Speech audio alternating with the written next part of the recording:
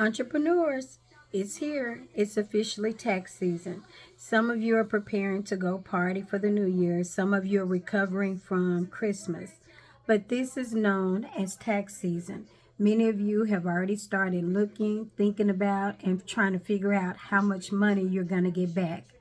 And I'm here to tell you, and I'm here to say, it may not be popular, but I definitely want you to make sure that you're not just out here wilding out with your taxes.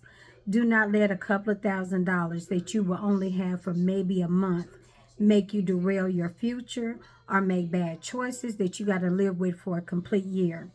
If you are an entrepreneur and you may need a working capital loan, however you complete your taxes for 2023, that's something you'll have to live with in 2024. One of the things that I talk about a lot is that as entrepreneurs, our choices have to become better.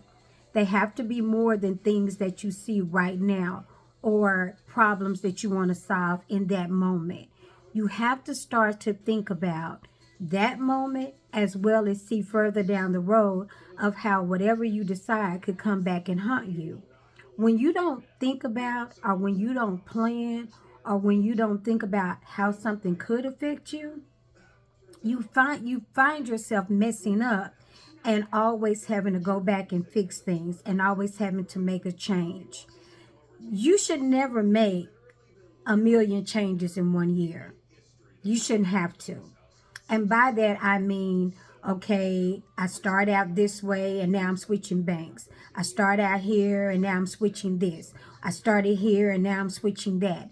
When you have to make that many changes in a year, in a month as an entrepreneur, it's because you're not looking and thinking past the immediate. Like there are clients that I have are potential clients, and they may start out in a financial deficit because no matter what you're doing out here, I've said it so many times, you're going to need working capital. And when you don't budget and when you don't have everything together and you're not looking at your money, then it's easy to become cash poor. And like I say all the time, the same thing that started you out, the same business that you were excited about, can become the business that's imprisoning you when it's not managed and when it's not handled correctly. I'm not saying it to fuss. I'm just telling you this is why you want help. And this is why you want somebody outside to help you look in to see where you can manage and what you can do to make it better so that it remains efficient and becomes the cash cow that you designed it to be or wanted it to be. You're into entrepreneurship and your own business for financial freedom. You got tired of living check to check. But if you don't manage the money and if you don't make decisions past the right now, you'll find yourself doing the same thing, only this time it all rests on you. There are no days off. There is no vacation time. There is no comp time. There's no overtime pay. There's nothing but whatever you can bring in. And most of us don't think of that. And when you don't think like that, you'll find yourself ready to give up on the thing, on your dream. That thing that was your dream because you did not think about all of the scenarios. I'm telling you the same thing with your taxes. Do not try to just get money back because you say, oh, I need cash. I've overspent. I find myself in a bind. If you're in a bind now, trust me, you're going to be in a bind later. How you get out. That's why I've been doing all of the videos about money management. Because the way that you start to get out of a financial bind is through consistency. It's not through the big right now, the quick loans, the hurry up, let me do. It is through consistency, planning, and strategy. Those three things will get you out of whatever bind you're in. Consistency, strategy, planning. You've got to plan. And you've got to think, if I do this now, what is it going to look like in a year? If I don't do this, what is it going to look like? How much work am I going to put into it? If you're trying to do something and you want to put minimum effort in it, do not expect maximum results. That's not only immature, but it's never going to happen. That's the way children look at things. Only a child thinks you plant something today and you reap tomorrow. How long do you want to stay in it? How long are you giving it? And are you giving your 100%? I was telling my son the other day in business that if you're in business or whatever you're building, you should get better at it every year and or every month or with every lesson or with every failure. And as you get better, you're going to start to get the best out of whatever you're building.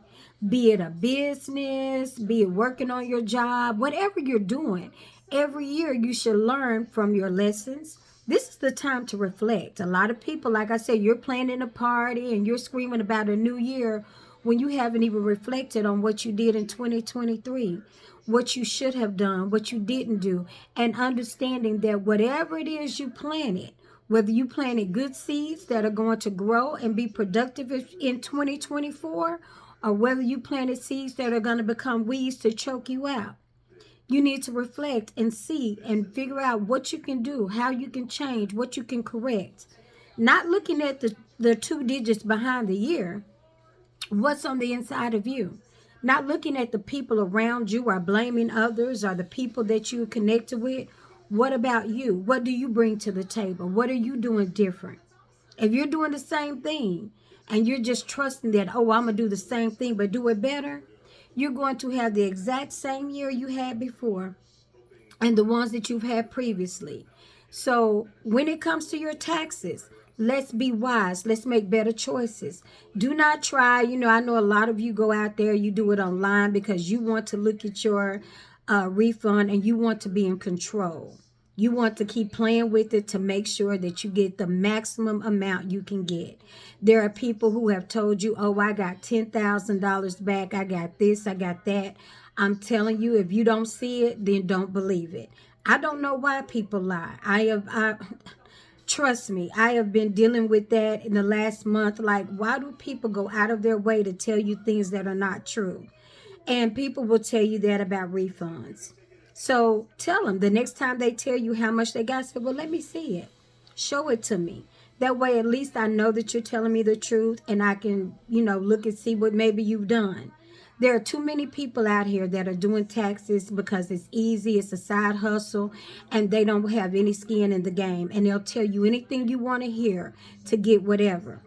I tell people all the time, I am a tax professional. I gain nothing by lying to you. I gain nothing by telling you things you don't want to hear. Trust me, I want business, but I also want to sleep at night, and I want to tell you the things that are right. So I'm not going to lie. I'm not going to try to get you something that you got to pay for later, a big refund, and later on you're scared to make a move. I won't do that to you. I value my business, I value you, and I value sleeping at night and looking myself in the mirror way too much. Think about it. Let's be wise. Let's strategize because that's the only way we're going to have a great 2024. It's your girl, the Queen Bee. I am only taking and accepting serious clients. Bye-bye.